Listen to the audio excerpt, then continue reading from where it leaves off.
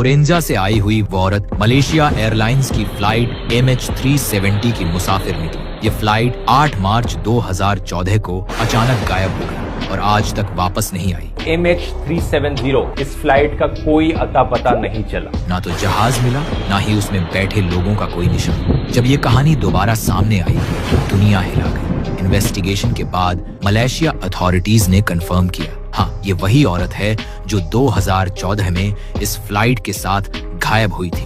और सबसे हैरत की बात, टोक्यो की 2 लड़कियों ने कहा, ये हमारी माँ है जो उसी फ्लाइट में थी।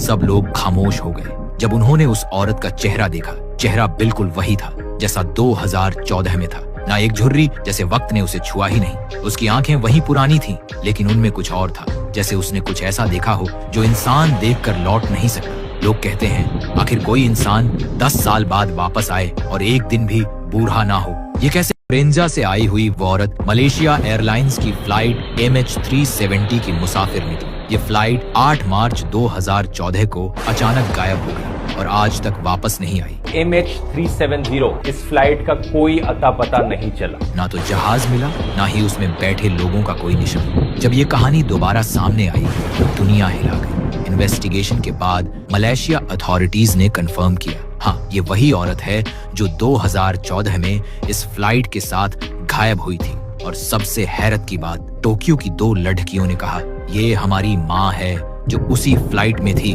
सब लोग खामोश हो गए जब उन्होंने उस औरत का चेहरा देखा। चेहरा बिल्कुल वही था जैसा 2014 में था। ना एक झुर्री, जैसे वक्त ने उसे छुआ ही नहीं। उसकी आंखें वही पुरानी थीं, लेकिन उनमें कुछ और था, जैसे उसने कुछ ऐसा देखा हो जो इंसान देखकर लौट नहीं सकता। लोग कहते हैं, आखिर कोई इंसान 10 साल बाद वापस आए और एक दिन भी बूढ़ा ना हो, ये कैसे?